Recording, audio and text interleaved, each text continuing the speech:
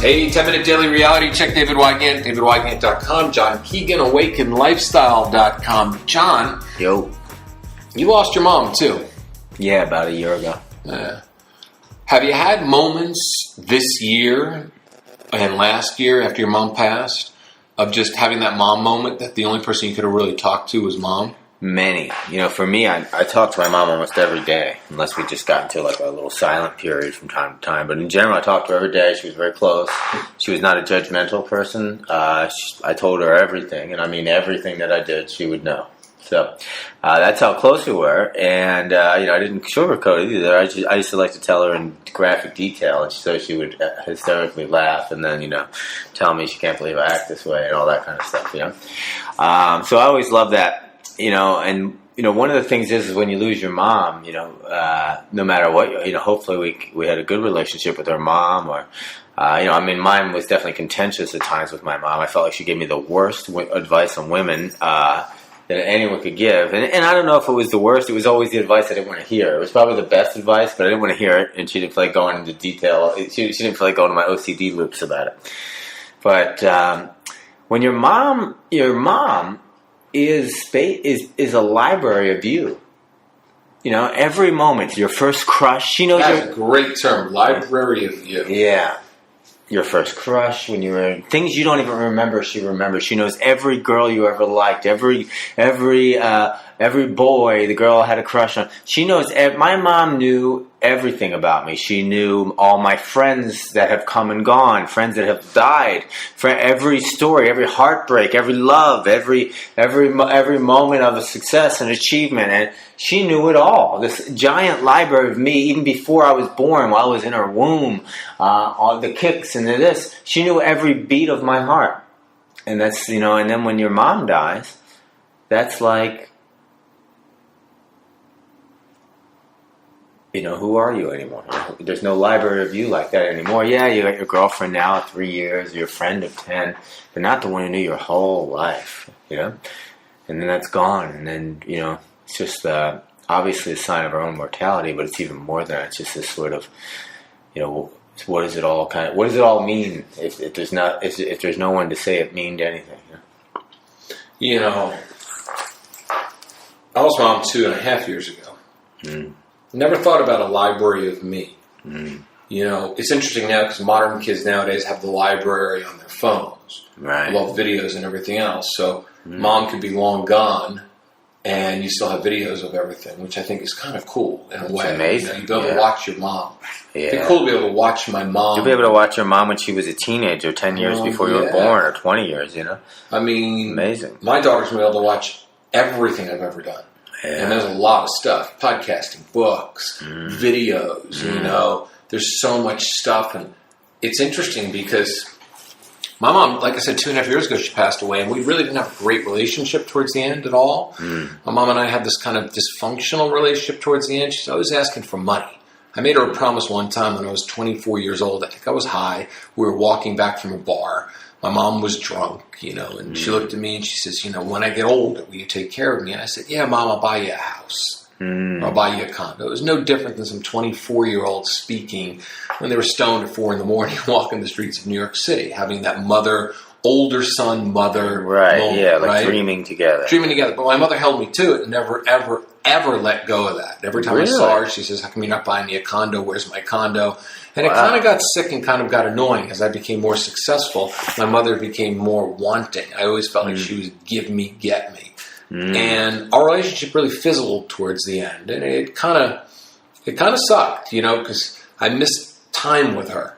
I missed the time that I could have had. So it's been fascinating to think about all the mom moments over the last couple of years. I mean, there's been issues with my daughter that I would have really only wanted my mom to talk about, because my mom would have been able to say, oh my God, you were like that as a kid, or, that motherly advice that a mother can give, because I think that's generational advice. I think, as crazy as our parents might be or whatever it might be, but they've got some pretty goddamn good advice because they brought you up and now you're bringing somebody else up, and there's only that parent that you can talk to in that moment. There were things that happened to me that I wanted to reach and have that mom moment, be able to connect with her, talk to her, you talk to her about everybody you were dating. I talked to my mom about my daughter and other things. So, the relationship changes. But, man, that library of you is it's the gift that you give your kids when they get older. You give them a library of them.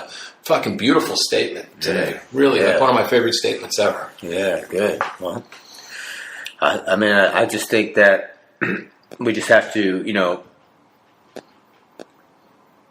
do the best we can in life and treat the people the best we can. And I definitely have this feeling ever since my mom died, I love talking about her. She was really, we both shared a great sense of humor, and sometimes I can still feel her laugh with me, or if I say certain things, or I know exactly how she would respond if I told her this story, that kind of stuff. And I can see her laying in bed reading a book she loved to read.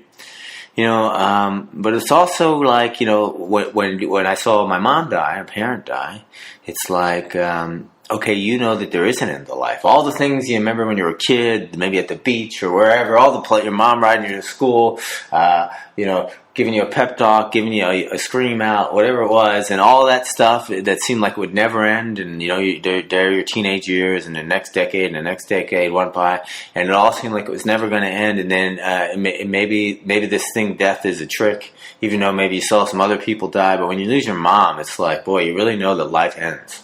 And your life will too. So I definitely have a way more Zen-like approach than I ever did, because I really just feel like when I'm talking to people, if I'm falling in love, if I'm angry, if there's a contentious moment, I just really try to, it's like I don't even really try to remember. I'm very aware that, even this moment is already over. We're getting all wrapped up in something. This traffic jam is long over. I'm long over caring about it, People are long over knowing I even existed at one point, So it just kind of put me in that space, For a little while it was detached, but now I feel more alive. Like, now I use it as like a way to bring more life into the world.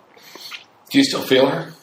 Yeah, I absolutely do. I feel her humor a lot, and her empathy, And she was very playful. I'm very playful. I feel her all the time. Yeah. I feel my mom sometimes. She came back one night. Yeah. That was our big joke. We both saw a ghost in the house that I grew up in. Oh, really? And it turned the lights on and off. The ghost molested my mother in the attic. Come on. Yeah, my mother came down one time from the attic. Her hair all tousled and her blouse unbuttoned. No. Sounds like she was masturbating up there. I don't know, man. So. Yeah. I'm telling you. My mom was very into all that. Yeah. And I've seen ghosts, so I mean, You've seen a ghost? I've seen a ghost. Yeah, I've seen a ghost. I don't want to go there now. Right? We're not going to go there now. We'll talk about it another day. But my mother told me that she would come back and visit because the ghost that lived in our house used to leave the lights on every night. I would turn the lights out, it would turn the lights on, David, and wake up in the morning. Something's up with that story. I think the mailman was up there or something. No, the mailman wasn't up there. But my mom, one night in my old loft, she came and visited. I woke up at 5 o'clock in the morning, all the lights were on. Every single one of them. And it was fucking fascinating. And I felt her. Wow. And some people say Are you serious? Yeah, some people say you should talk to your parents after they pass. Other people, say that your parents' spirits and souls are still here if you feel them and let them. Other people say, let your mom and let your dad still guide you. I mean, it's interesting, but you never really lose somebody because they're always in your heart. They're always a part of your life. They're always a part of who you are. Because if you think about it, we're half your dad. You're half your dad, half your mom. And I'm half my dad, half my mom, too. So we walk around with their energy in us, even if they've been long gone. Oh, well, that's for sure, yeah. All right, I'm done. All right. It's 10 minutes, man. That was 10 heavy minutes today. Yeah. David Wygant, DavidWygant.com, John Keegan, AllWeekendLifestyle.com. John, what's up tomorrow? I'm back tomorrow for more radical self-help that doesn't suck.